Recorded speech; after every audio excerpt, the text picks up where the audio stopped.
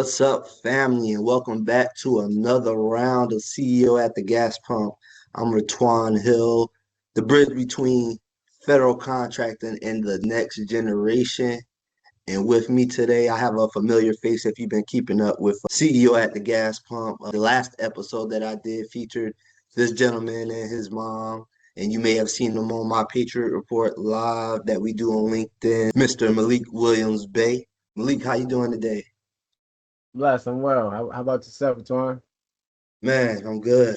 Trying to stay warm, a little chilly, a little snowstorm. No telling what those them people doing with the Yeah, I'm weather. telling you, yeah.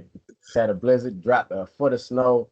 So I've been Hmm. been the last day and a half myself. Besides a little bit of shoveling I've been doing.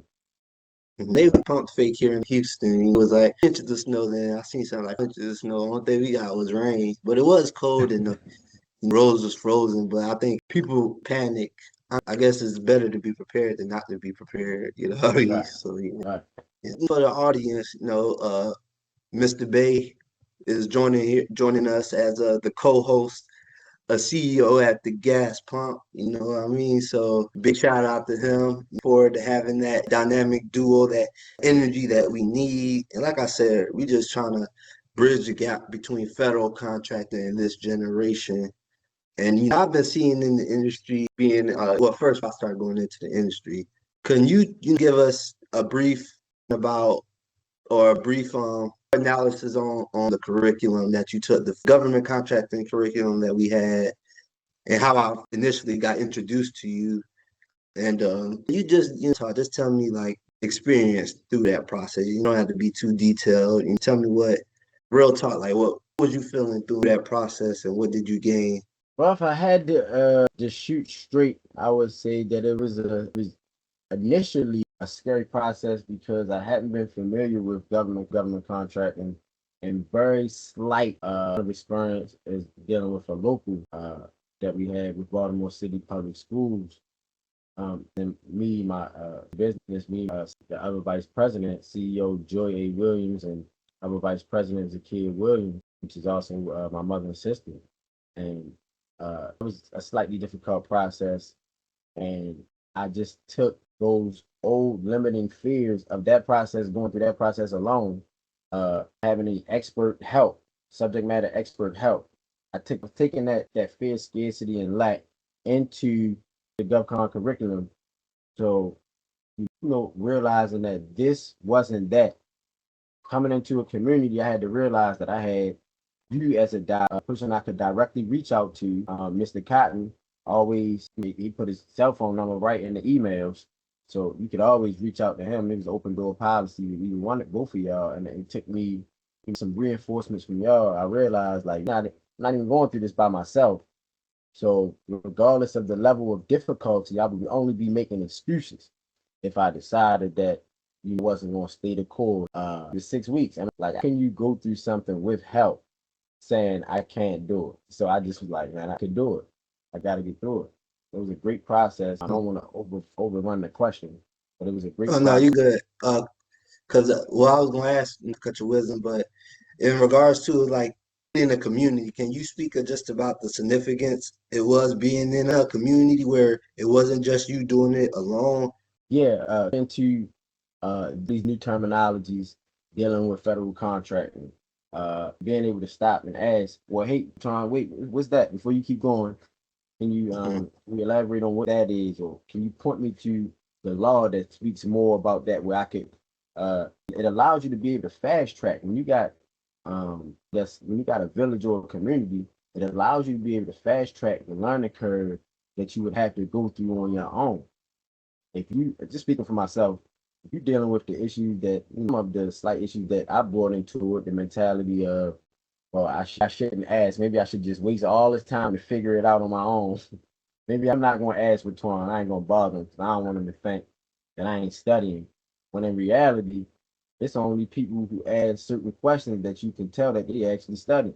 The people who not asking no questions at all, acting like they got all the answers, they probably 9 times out of 10, the ones not really studying, and they're not stretching their brain, they're not challenging their brain to learn at the level that they could if they was using the expertise. Once I realized that I could use more of your expertise or use Mr. Cotton's expertise, and even the other people that was a part of the GovCon had some experience with government contracts, being able to relay that back to class. It was highly beneficial to be able to be around like-minded people. Y'all know y'all are in it for the same purpose. Y'all want the same result, which is to be more proficient at the end of this course with government contracts. Okay. Yeah. What was your thoughts? Now I want to start talking about the money too, because that's what everybody care about. You know what they want to get to, the money. That's right. What was your thoughts when you first initially saw that 1.3 trillion in the federal contracting market? 1.3 trillion dollars. Now, well, a lot of people think about 1.3 trillion. That's a lot of money. You telling me we got access to 1.3 trillion? So tell me what your thoughts on when you heard that number. Well, since you put perspective at the end, I might as well go ahead and let the out bag. I thought somebody was lying. I'm gonna go ahead and let the cat out the bag. But the reality is, when you peel back the layers of the onion and you realize really there, the United States of America has the largest customer of products and services in the United States. like it's not even a question about it. It's just a matter of what software you want to use to go and look at the numbers. So if you pull out a software that we use, such as Fairmind, it's pulling from all of the aggregate total government spend, which is $1.3 trillion that you acknowledge, and it shows you, well, if there's $1.3 trillion, where's the money going? It's going to somebody. We just don't know about it because we looking at the micro purchase. We pay at the $10,000-$15,000. Meanwhile, the other than small businesses, they got 30 million, $50 billion contracts, and you start to pull back the. What was your thoughts on age being in federal contractor space? Like, is that something you see often, or is common? That hasn't experienced. Like, I mean, I believe you was the youngest one in the course. You was teaching the people twice your age. Yeah. So I found that to be intriguing. Like, okay, what is it about government contracting that got Redtwaun still, like, that got him interested in it? And I started to ask myself, what made government contracting, what about it made you still continue to be interested? You piqued your interest and then it kept you around. I said, there might be something to this. I had worked for a federal contractor, but before I worked for the federal contractor, I had an understanding of what it was, I should say. I looked at YouTube University, and I knew SDV OSBs had a 5% goal, and I'm a service disabled veteran on small business. At that time, I was a service disabled veteran. I was like, well, man, they got 5% and they got billions of dollars, and they saying about I get 5%. There's a 5% of that has to go to small, to a service disabled veteran. I said, man, I gotta get in where I fit in. Somewhere I could get some money out of there. So, but I didn't really know too. I didn't know too much. Then fast forward, I started working for a federal contractor and learning a little bit more. I mean, I still didn't have a full understanding of it. I just knew that the school for HVAC.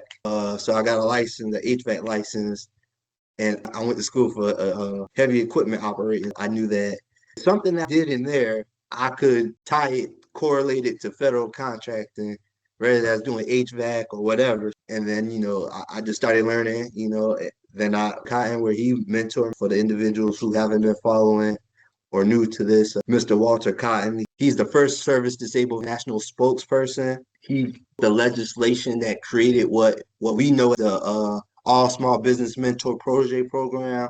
And for the new viewers or people who don't know what that is in federal contracting, the SBA, DOD, Department of Energy, all these agencies, they have essentially a business development program where you can be mentored by an organization who is already solidified in the space, and you could be trained by them. Now, each project program is a little bit different. The different nuances and the different incentives for using them. So like Department of Energy, you can get directly awarded subcontracts and stuff like that. So one of those programs have a different incentives, but the main goal is to develop newer small businesses so they can have standalone capability in this space. So Mr. Cotton, he wrote the legislation that created the SBA Mentor-Protégé program. And he also responsible for helping the service disabled veteran-owned small business community move the contracting needle from 750 million to well past 19 billion. That's just what he did in the past. And what he doing now is so monumental that it deserves, it really deserves its own stage. I mean, that's just the truth of the matter. When you think of the great leaders and the greats who had movements that actually meant something, we talk about for veterans, for returning citizens, for people with differentiating abilities, in this season where, you got things like what's Minnesota, somebody else has been unalived by, ICE agents and stuff. When you look at stuff like important and essential for veterans to be, to be around and for veterans to have that voice and to say, hey man, we gotta wrap the flag around, we gotta do what we did in the military as a civilian because things is out of whack right now.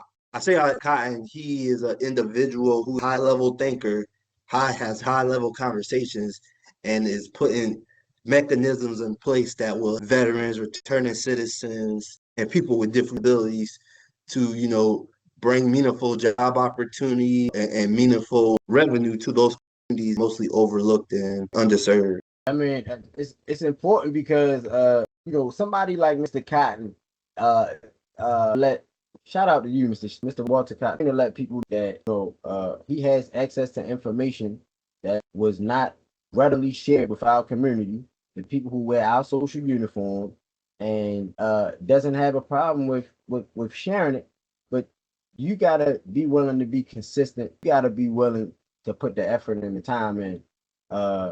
You gotta be willing to open up the limitations of your mind to even seek out what's being said and what's being shared.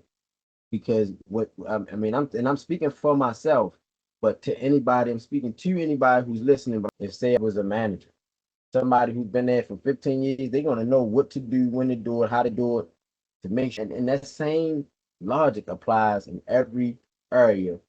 To be specific, it applies in government contracting. Somebody who has over 30 years of experience, and not only that, but 30 years of relationships, 30 years continuing to persist when people telling you that it's impossible to do what you're doing. But you read the law, you know the law.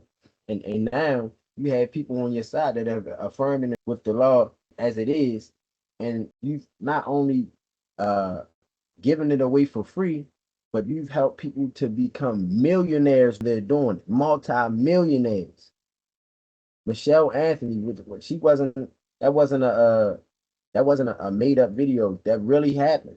She really went on Lawrence Watkins show and explained how Mr. Cotton helped her get a $900 million contract. Like this, these are things that really happened, and it's still happening to this day. It's still companies and individuals who are benefiting off of the system that he created.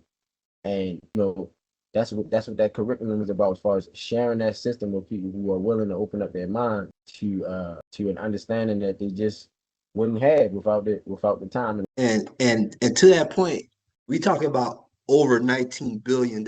You feel me? Right. But to your point, it's a system that he's developed. He put in the time. He read over this information to say, I could do this, that, and that, and that. And he led the pathway to being able to create a system that generated 19 billion. Like he said, individuals like Michelle Anthony, like Mrs. Montgomery, she was a CEO of Favor Tech. She sold her business for 100+ million, just like last year. So these are legends you get to celebrate and get to witness and be a part of. Now, we in our community, we too often want to give the flowers when it's too late. You know what I mean? Where they can't be appreciated in real time. And I think we need to distill and uncover it, because what's the reason? What do you believe is the reason why, we too often don't give flowers when they do? It always after somebody passing. What do you believe is the reason why we don't celebrating alive?